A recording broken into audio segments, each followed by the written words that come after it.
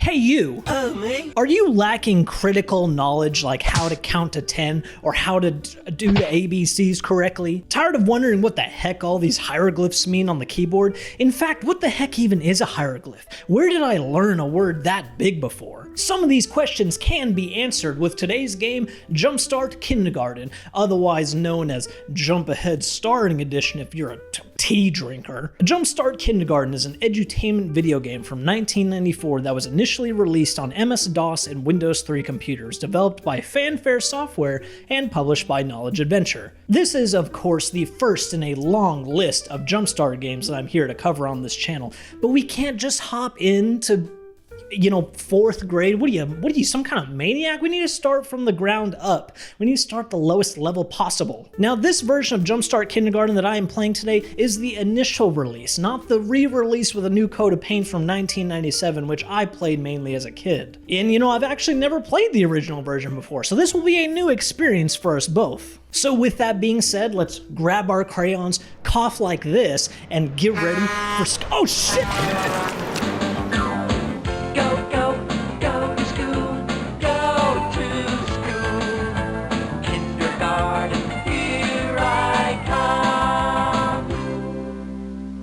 Get me the fuck in there. Like most JumpStart games, we'll start out by typing our name that acts as the save file in case you have multiple children or students. You can type up to 12 letters for your name. And boom, just like that, we're inside. Our teacher is none other than Mr. Hopsalot, who is actually the biological father of Judy Hopps from the movie Zootopia. Click on anything you see, or click on my ears for a surprise. Oh Lord, I want to. Clicking on Mr. Hopsalot's ears will take you to a random minigame, which I thought was a pretty good start, if any.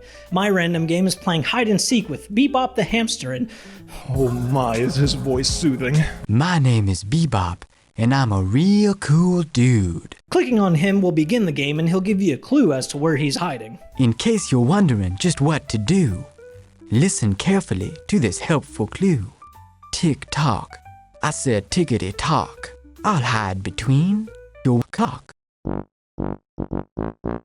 Finding him was pretty easy. He was hiding behind the 9 on the clock. Where did you think he was hiding? That also allows us to pivot to the next game, which is basically just a clock that tells you the time and shows you, I guess, what kids are normally supposed to be doing around that time. The part that threw me for a loop about this is by 8 a.m., the little girl rabbit is getting on the bus to go to school, and then by 11 a.m., she's already back home with her parents and school's finished. 3 hours of kindergarten? Actually, not even. We have to consider the time it took for the bus to leave her house to go to the school, and the time it took for the bus to leave the school and come back to her house. So let's say max 2 hours and 40 minutes of kindergarten, or at least 2 hours and 40 minutes of physically being in the school. We're not talking about, walking to the classroom, the teacher telling her stupid kids, hey, sit the fuck down, you little cretins. It's just not a lot of time for school. I don't know, somebody please tell me that I'm not crazy for thinking this is crazy. Our next activity is putting the Russian dolls in order from largest to smallest, which is really a lot easier than it should be. Watch carefully. I'm about to mix up these dolls.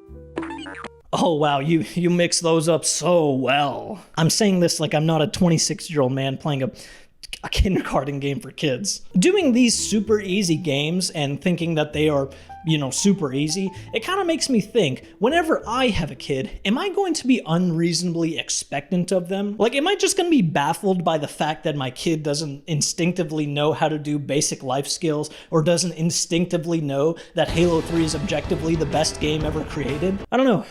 Sometimes I worry about that. Our next minigame is a matching game where Mr. Hopsalot will give you a number or a picture or a word, and you have to find the corresponding picture based on the category that you chose. For example, 3 goes with a picture of 3 bananas, just like dog goes with nail. Nope. Try again.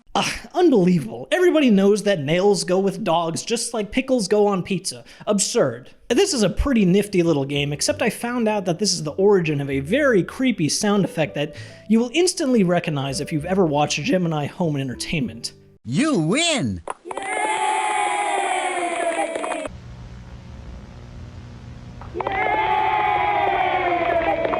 fucking creepy, dude. This sound effect is forever ruined for me. But besides that, I think this is a great game for kids. Dog. Where the hell is Nail? Going to the closet doesn't present us with a game, but it presents us with a group of objects which are narrated by none other than Bebop the hamster. What the fuck are goobies? Nut. I don't think I want to know. The chalkboard is a pretty neat game where Mr. Hopsalot will tell you a sentence and you have to recreate said sentence using pictures. But the real flaw with this is that the pictures can be a bit unclear at times, like with this sentence that he gives. My teacher smiled at an ugly duck in the bathtub. Now, I guessed right on my first go around, but for a kid, I feel like there really isn't a good way to tell which one is which based on some of these pictures. Like, my teacher could have very well been this lady, and this could have been like grandma or something. I feel like they could have fleshed out this game a little bit more, but I'm splitting hairs at this point. It's fine enough, I guess. The real game, the hidden game, is actually piecing together your own sentences. A goofy monster smiled at Dad in the bathtub. That was me. I was a monster. Like other edutainment games of the era, we're also presented with a painting canvas where we can be as creative as we want. Wow, you did it! Oh wait, what did I do again? Another non-mini game is the calendar, which tells us all about the different months of the year. In fact, a lot of these games in JumpStart Kindergarten aren't really games at all. They're really just PowerPoints in disguise. There are some games here and there, like this one that has you match the shapes together with their respective holes. I slapped this baby on level 8 and I actually messed up a couple times, so I'm pleased with it. The last couple we'll find in the garden. The first one is the watering game, where you have to find the patterns and predict which plant will pop up next. The other game is the harvesting game, where you harvest the requested number of plants for Mr. Hopsalot, which you can see I'm completely dominating this stupid gopher that never stood a chance. Thinking about this game from an in-universe perspective, however, it gets a little bit dark, because isn't this just child slavery? The developers of JumpStart Kindergarten no longer exist, so we'll have to go with our second best option, that being the publisher Knowledge Adventure. Before being acquired by a Chinese tech company, Knowledge Adventure was headquartered in Torrance, California. It would therefore be reasonably assumed that the schoolhouse in JumpStart Kindergarten most likely exists in their home state. And according to child labor laws in California, you must be at least 12 years old to be hired as a farm worker. However, youth of any age may work at any time in any job on a farm owned or operated by their parents. And last I checked, Mr. Hopsalot is our teacher, not our dad. Also, the law states that no one under 12 may accompany a family member to work near water hazards such as an irrigation canal. Huh. I wonder what that is. You know, with as much water as he's pouring down there and how small we are as a kindergarten child, it could be reasonably assumed that we could be swept away by the... Now, I know what you may be saying. McNiall, you're splitting hairs once again, but hey, you gotta draw a hard line when you're dealing with laws like this, okay? You can't give them room, otherwise they're just gonna keep on abusing it. And it shouldn't really surprise you either if you've read the award-winning Hopping for the Best by Judy Hopps, her autobiographical novel. She actually has a quote that says this. My dad was a hard man with even harder ambitions. He changed his name to Hopsalot because the name Hops implied that he never pushed himself further than other rabbits. Good enough never existed for him. He didn't just hop, he hopped a lot. He didn't want one kindergarten game, he wanted 2 kindergarten games. He was never satisfied, never content, never truly happy, which eventually led him to splitting up with my mom shortly after COVID hit. Where do you think I got my ambition from?